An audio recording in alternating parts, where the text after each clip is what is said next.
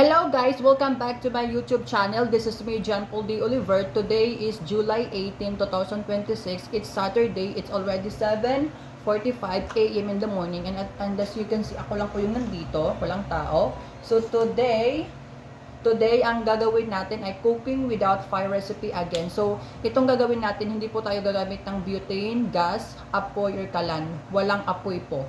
Kundi para ka lang naghahalo ng sauce, para ka lang gumagawa ng sauce or sausawan, ganun. Sausawan ng toyo, suka, kalamansi, ganun. Ganun lang. Para ka lang naghahalo ng sausawan eh, di ba? For example, yung ulam mo prito, naggagawa ka ng sausawan na may toyo, may suka, may kalamansi, may garlic, may sibuyas, ground pepper, something like that, water. Ganun lang talaga guys yung gagawin ko. Ganun lang yung gagawin ko today. At today ay cooking without fire recipe nga, di ba? Ang gagawin at lulutuin ko ay pineapple chocolate bread. Yes, guys. Pineapple chocolate bread. Yes. Again, pineapple chocolate bread. Yes, guys. So, napakadali lang at napakasimple lang ng ating ingredients. So, meron ako ditong 3 pirasong bread. Ayan. So, binili ko lang sa tindahan, guys, na nagkakahalaga ng 20 pesos, 3 pirasong bread. Ayan. Yung kulay pulang bread. And then, yung gagamitin nating chocolate is Energen pa din, guys. So, kung nanonood kayo ng mga videos ko, palagi ko tong ginagamit. Ito yung pangatlong favorite kong chocolate bread. Ito ay dalawa lang guys yung gagamitin ko kasi gusto ko yung ma-highlight yung flavor. At gusto ko yung flavor niya pineapple. Ayoko nang masyadong chocolate. Kaya gusto ko mas number 1 pa din talaga yung lasa ng pineapple. Like for example, mas pa din talaga, gusto ko kasi guys, yung lasa niya talaga is pineapple. Kaya lagyan lang natin ng 2 piraso instead of 3.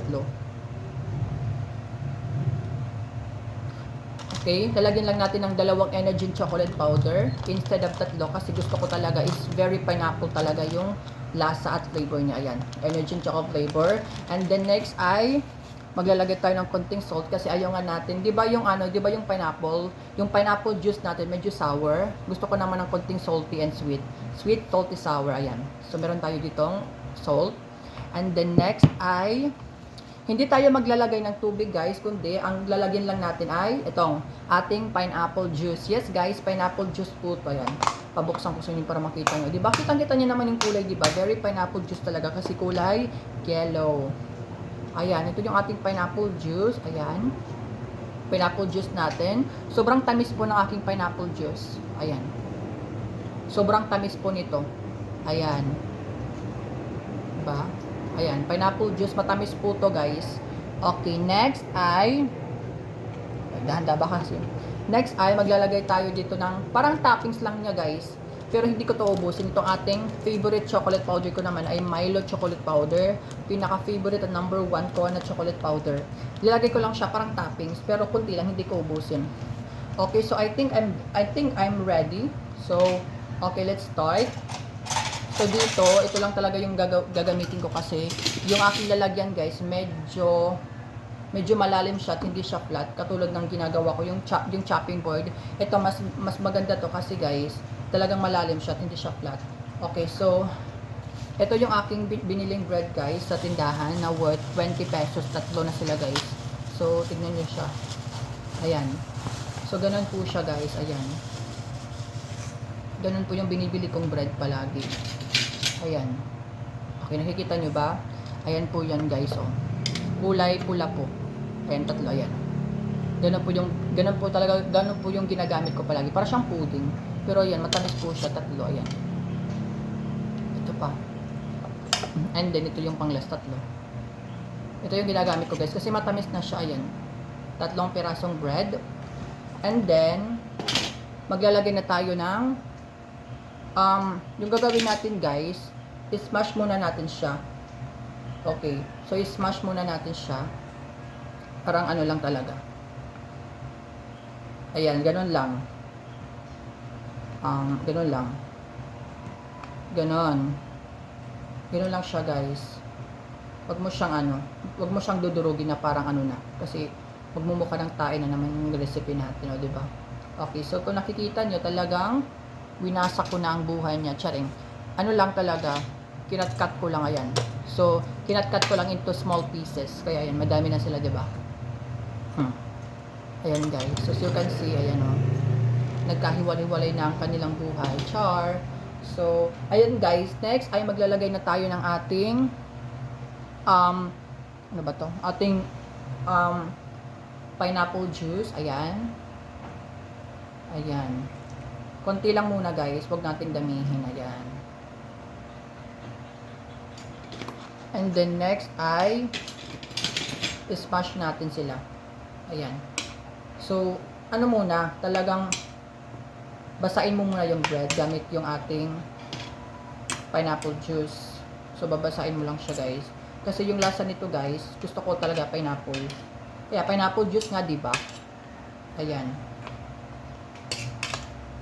Ayan, dapat ma-absorb ng ating bread yung yung pineapple juice. Ayan, para lumambot yung ating bread. Lalagyan pa natin siya guys ng pineapple juice kasi habang kasi hinahalo natin sa pineapple juice yung tinapay, nawawala yung sabaw. Talagang nagde-dry sila. Ayan. Ayan. Medyo naubos na yung ating medyo naubos ng konti yung ating pineapple juice kaya lalagyan natin ulit siya. Ayan. Pineapple juice. O diba? Ayan.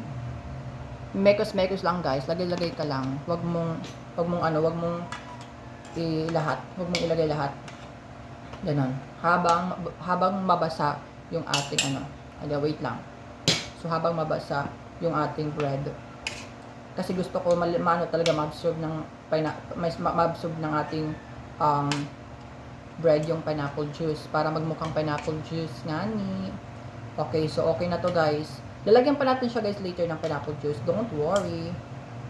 Ayan, so malambot na yung bread natin guys, as you can see. Tignan nyo talagang, talaga eh, di ba? Sobrang, ayan o, tignan nyo.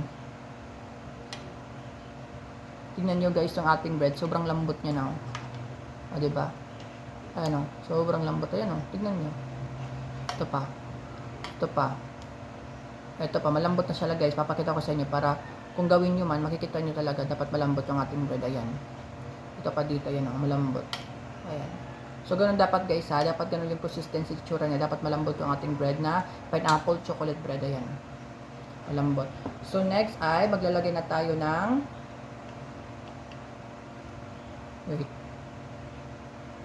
maglalagay na tayo ng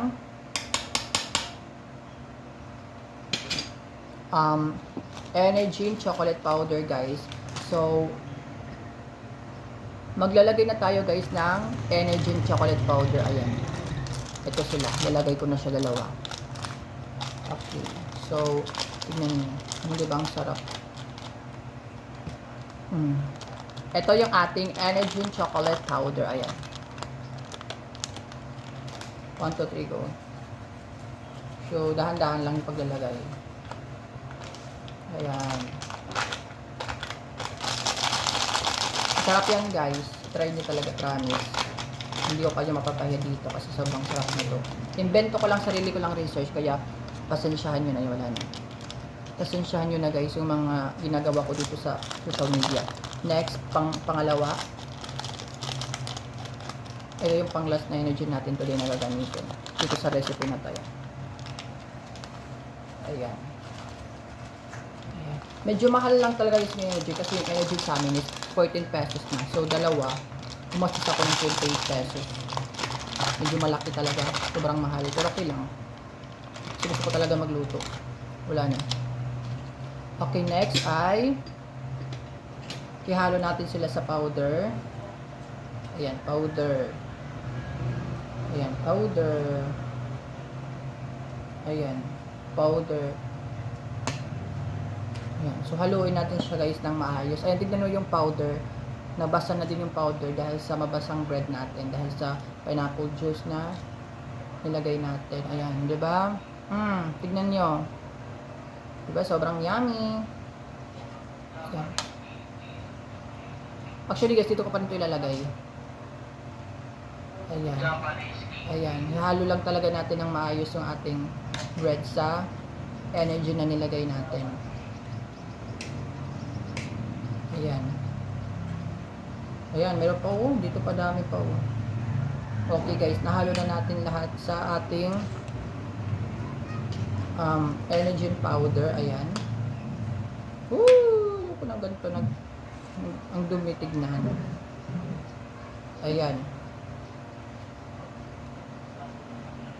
Ayan, tignan nyo guys. Okay na. Nahalo ko na lahat sa chocolate energy powder natin. Tignan mo. Diba? Tignan mo yung chocolate energy powder. Ayan o.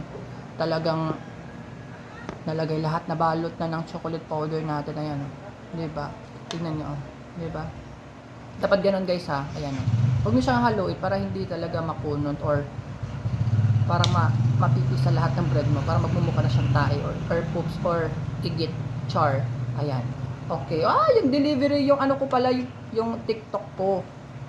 Oh my God, nag-message na. Shopee delivery daw. Ayan guys, ayan na, diba? So,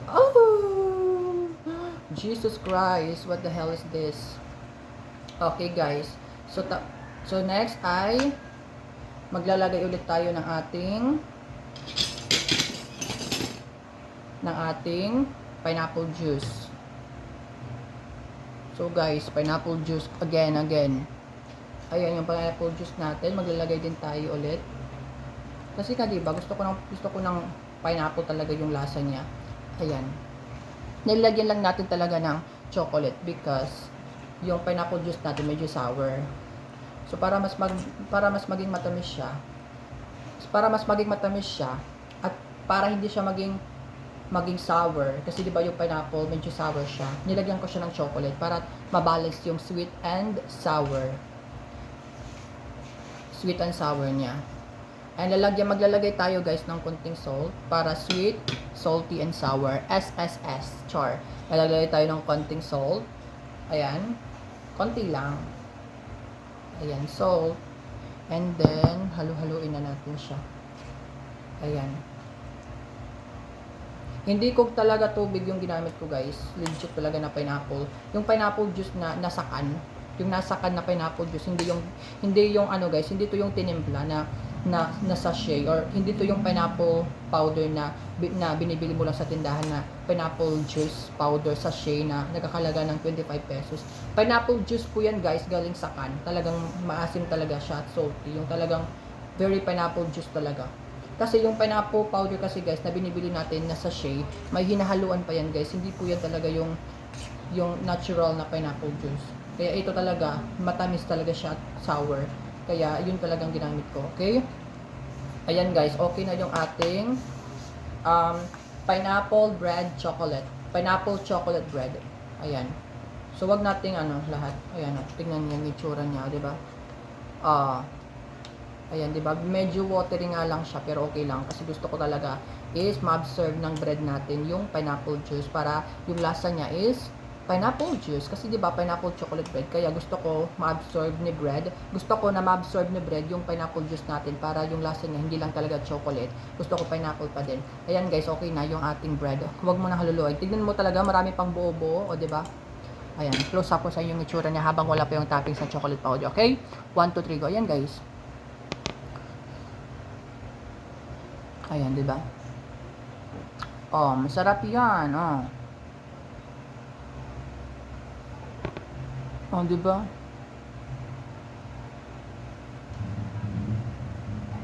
Tikman ko muna, guys, yung wala pang yung wala pang chocolate powder toppings. 1, 2, 3, go. Yung lasa niya talaga, guys, legit na pineapple. Yung lasa niya talaga mas umaangat yung lasa ng pineapple.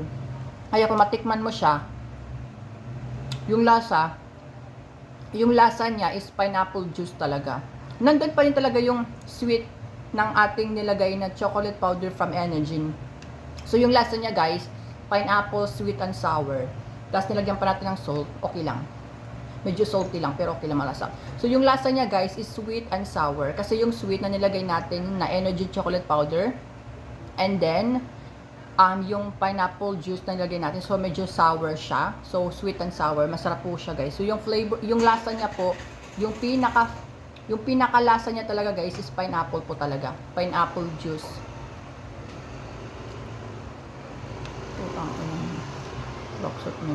Okay, yung pinaka lasa niya talaga guys is pineapple juice talaga. So ayan guys. So, last but not the least, maglalagay na tayo ng ating Milo chocolate powder. Ayan. Ito po, favorite kong chocolate powder of all time. Char. Lilitin ko lang yung pagkakat kasi ayoko nang halaki. Ayan, chocolate powder. Gusto niyo ba makita close up? Char. Ayan. Guys, may pimples ba ako ngayon? Siguro wala, di ba? Okay. Okay, doon lalagyan na tayo. 1, 2, 3, go. Diba? Ayan. Hindi, wag damihin guys, sakto lang. Yun talagang Pero kahit lagyan mo siya guys ng chocolate powder, pero kasi nilagay mong sabaw, yung nilagay mo, hindi tubig, talagang pineapple. So it means na pineapple pa din talaga yung pinaka mas maglalasa talaga. Yan guys, okay na to, wag mong damihin. Ayan. Sarap. Okay, let's make thumbnail muna. Pakita ko muna sa inyo yung pinaka close up, yung pinaka final product natin na cooking without fat recipe na pineapple chocolate bread. 1, 2, 3, go. Yun siya guys. Mas maganda na siya tignan kasi diba mas maganda na siya tignan kasi diba mayroon na tayong chocolate toppings. Ayan.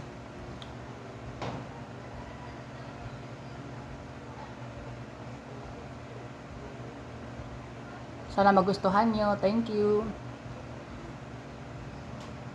Okay, thumbnail lang.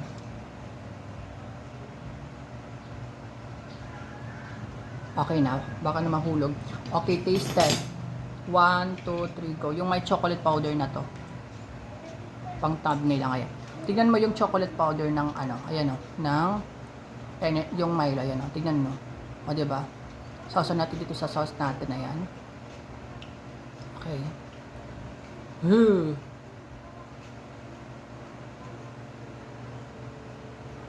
Aka. Oh my God, mas masarap na siya nung nilagyan natin ng chocolate powder. Yung lasa niya talaga guys is pineapple pa din talaga. Yung pinaka mas strong yung lasa. Yung pinaka lasa niya talaga is pineapple juice pa din talaga. And yung lasa niya talaga guys is, pero yung lasa niya talaga is sweet and sour. Pero yung pinaka malalasan mo talaga is yung pineapple juice na nilagay natin. Okay? Ito yung nilagay natin pineapple juice. Ito po guys ay original pineapple juice po to. Hindi po to yung binibili mo lang sa original pineapple juice po to guys na hindi mo to binibili yung sachet na ititimpla mo. Ito talaga yung nasa can. Binili ko po to guys kasi original pineapple juice po talaga siya. Okay guys, so sana nagustuhan niyo yung ating pineapple chocolate bread. And then, sana matry nyo, lutuin nyo. Napakadali lang lutuin, napakasarap pa. So yung ginastos ko dito guys is about 50 pesos. Napakamura lang, napakadali pang gawin. At napakasarap. Napaka-unique yung lasa niya. Ayan guys. Sana nagustuhan nyo, i-comment nyo sa comment section natin kung nagustuhan nyo yung ating niluto at ginawang pineapple chocolate bread na cooking without fat recipe. Ayan guys, this is me, John Paul D. Oliver. Don't forget to click, like, comment, share my videos, and click nyo yung notification bell guys para updated kayo sa mga videos ko. Don't forget to click, like, comment, share my videos, and subscribe my YouTube channel. Okay, this is me, John Paul D. Oliver. See you in the next video. Bye-bye. Ayan, maglaway kayo. Bye-bye. See you in the next video. Bye-bye.